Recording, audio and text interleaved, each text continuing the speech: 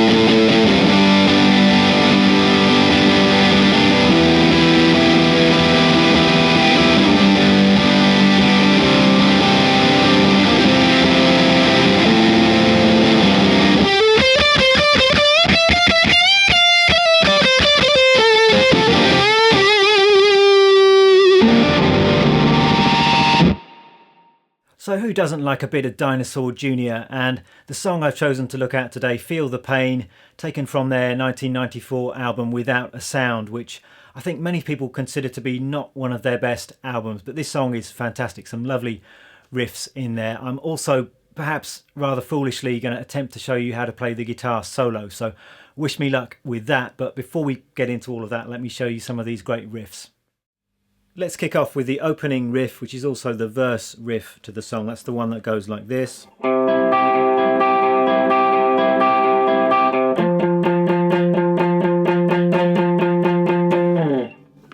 And the first thing you're going to want to do is put a capo on at the 3rd fret. And we're starting, it's just a series of 3 notes. We've got the open 5th string, then 14th fret on the D, and 12th fret on the G, and we're just repeating those 3 notes.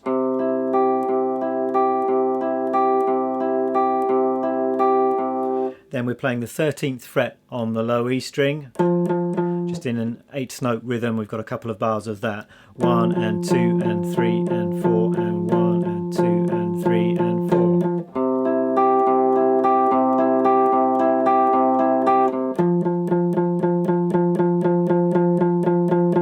So I tend to pick this down, down, up on that group of 3.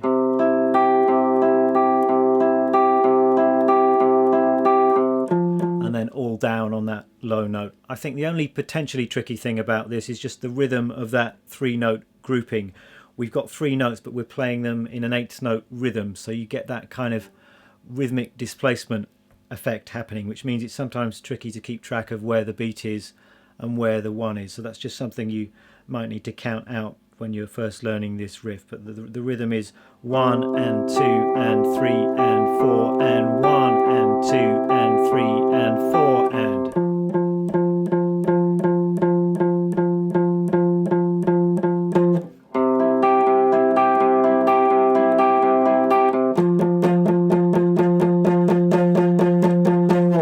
Next riff then, and the whole band speeds up a little bit here, and the riff goes like this.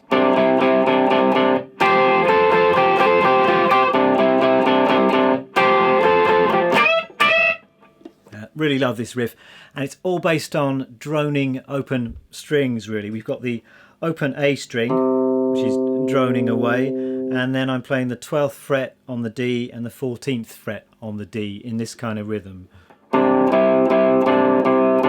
Just playing those 2 strings at the same time. And I think if you listen hard, you can actually hear a little bit of a hammer-on in there as well. So just a very quick 12 to 14 hammer. Then we're doing a similar thing, but we're moving it all over to the next pair of strings. So we've got the open D, 12th fret on the G, and this time we're adding in another note on the B string at the 13th fret. So playing 3 strings here and then putting the 3rd finger down at the 14th fret on the G. and just going back and forth between the first finger and the third finger whilst holding down that note on the B string. And then we're just briefly playing the 15th fret rather on the D string. And I think again, if you listen hard, there might be a little bit of a hammer on in the middle of that phrase as well. So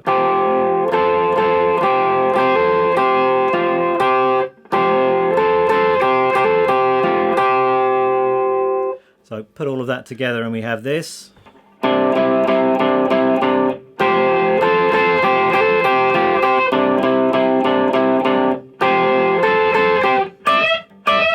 And then on the repeat, instead of going down to the 15th fret there, we're playing a nice unison bend on the top two strings. So we're holding down this E note here at the 12th fret on the top string, bending the 15th fret on the B string up until it sounds like an E as well.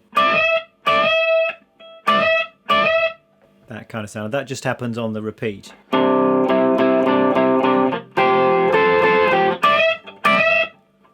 On to the next section of the song then, and I'm not exactly sure what to call this. It's not really a chorus, maybe it's some kind of bridge section, but this is all fairly easy strummed bar chords or open chords. It goes like this. We've got 2, 3, 4.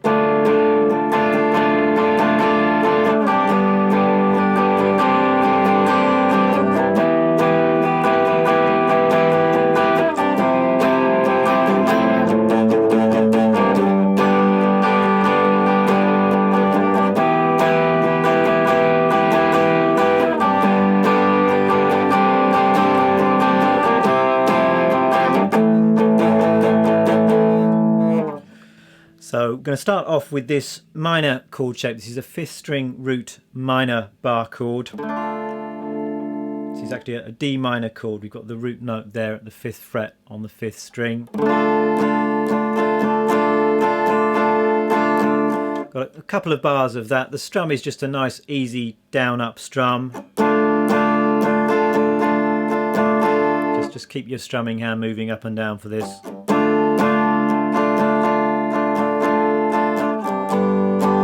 Moving down to a G chord, which is kind of with the capo on, it's an E kind of shape. So we're going down to that, whatever you want to call it. I'm going to call it an E, though technically it's sounding as a G. We've got a bar of that. Then adding in my little finger to make that a sus4 sound. Then I've got another of these minor bar chord shapes, 5th string root. This time it's 2 frets higher. It's an E minor.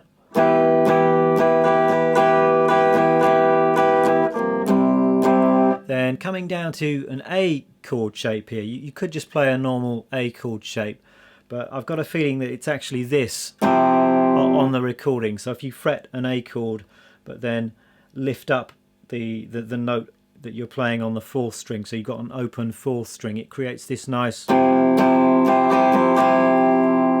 not exactly sure what that is. You're kind of adding in the 4th there, or the 11th to the chord, but it's a nice sound. So I think it's that instead of just a regular A chord, although a regular A chord would work there. So bar of that. Then we've got, it sounds to me just like a single note here, so the A note at the 5th fret on the low E string. You could play that with your thumb over the top if you wanted to. You could just play an A power chord instead there. Then we're back to the E shape again for a couple of bars. Back up to the E minor. E again. E sus4. And then this weird kind of A chord. And then down to that single A note or an A power chord. So let me play all of that for you one more time. We've got 2, 3, 4.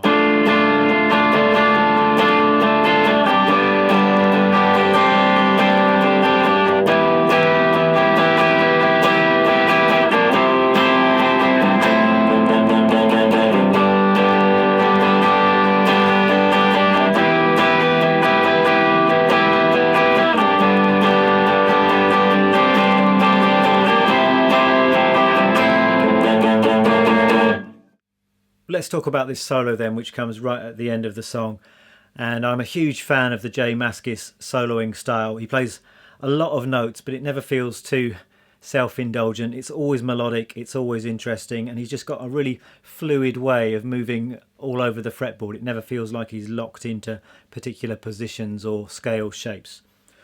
So I'm going to attempt to play this solo more or less note for note, which is quite a tall order when it comes to J Mascis, just because I think his solos are very much free-form, off-the-cuff, improvised solos. He never seems to do the same thing twice, but I think it's actually quite interesting to attempt to learn one of his solos and see, the kind of ideas he uses, the way he moves around the fretboard.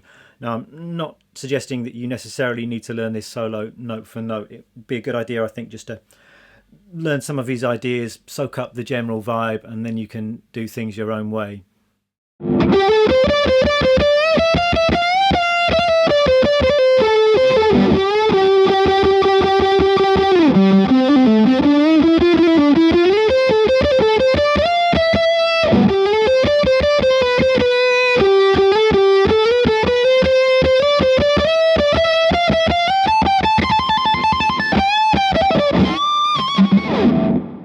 Right, I'm going to attempt to explain a little bit what's going on in this solo. I'm not going to take you through every lick in minute detail, just because we will all be extremely bored indeed if I do that. But if you are a Dinosaur Junior super nerd, I will try and write the music and tab to this solo out, and you can always watch this video again in super slow motion to pick up on all of the little details and nuances. Now, this solo comes at the very end of the song, and it's played over the top of this riff.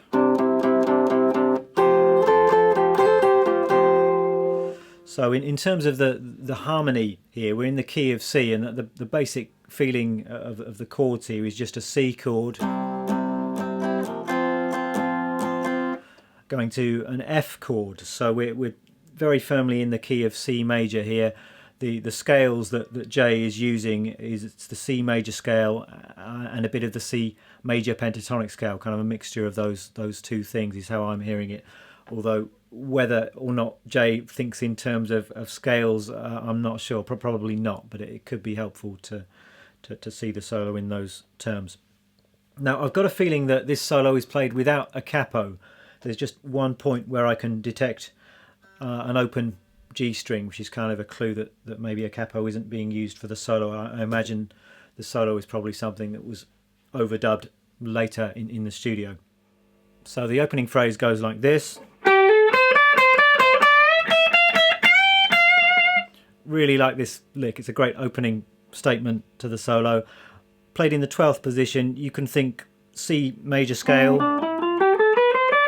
C major pentatonic. It's kind of a mixture of those two things. So we're starting off with just a hammer on the 3rd string.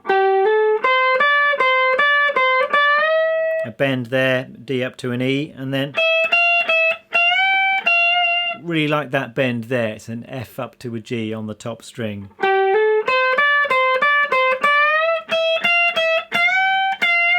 That's our opening phrase. Second phrase, we're descending in the same position. So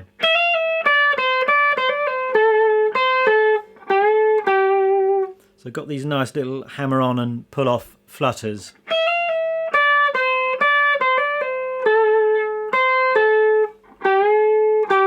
Ending with a bend at the 12th fret on the G, and then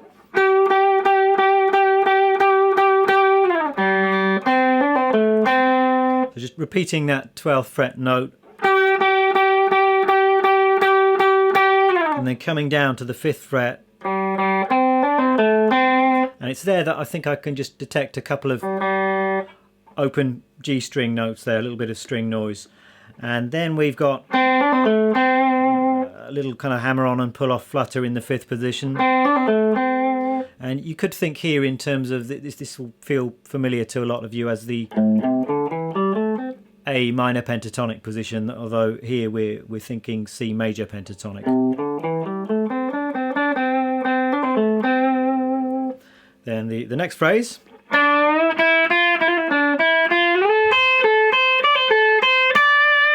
another really nice lick. We're starting in the 5th position.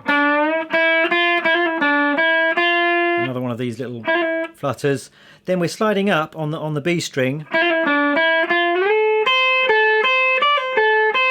Just a nice example of how J Mascis moves around the neck, often using slides, often working along the length of a single string.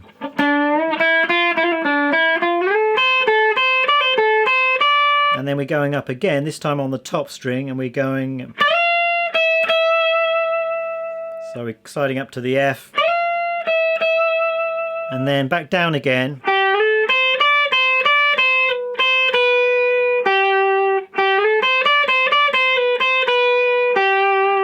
So I was kind of debating what position some of these licks were played in. You could play the same thing up a little bit higher on the neck, so up to you really. But on balance, I decided it worked best played on the B string. This particular lick.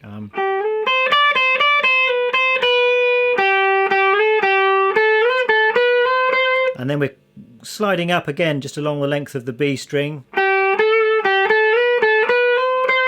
And then the solo is building now, and it's all just along the length of the B string, this next bit.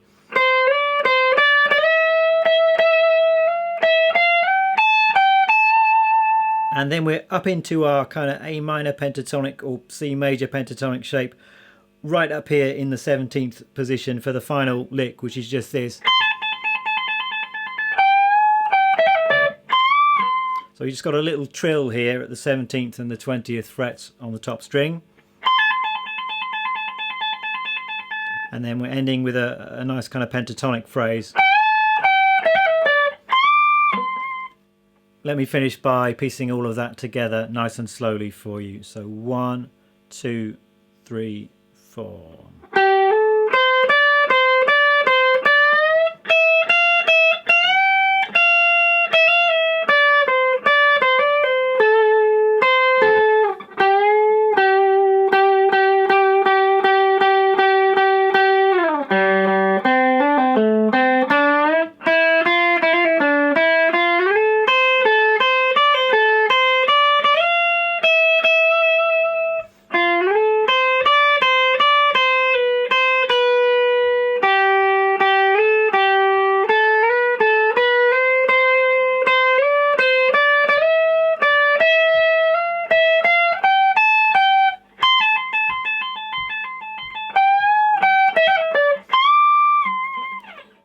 Gear for this video then, and the guitar I'm using is my Jazzmaster, which is a 65 reissue Jazzmaster. Jazzmaster is obviously the guitar that J Mascis was mostly associated with, though whether he used a Jazzmaster on this particular song, this particular recording, I'm not sure. I know he did use plenty of other guitars in the studio. It could possibly be a Telecaster on this recording. Amp-wise, sadly I don't have a wall of Marshall stacks, so I'm using my Vox AC30. This is a 90s Vox AC30 reissue, just going into the normal channel there. Pedal-wise, just all distortion and fuzz really, so obviously using the big muff, which is again a trademark of J Mascis. I read that he always puts the big muff at the end of his chain of effects, so that's what I've done here. So I had that on for the strummy bridge section of the song, and then I was also using the Rat just for the main riff, and for the solo I kind of stacked the big muff along with this gnarly fuzz pedal, which is a great sounding fuzz pedal, I think loosely based on a tone bender kind of a circuit. Well, that's it for now. I really hope you enjoy learning to play this song. If you want to see more Dinosaur Jr., let me know. There are certainly plenty of other great songs and riffs to choose from, so I may well look at another song or two in the future. But for now, thanks for watching, and I'll see you next time. Bye bye.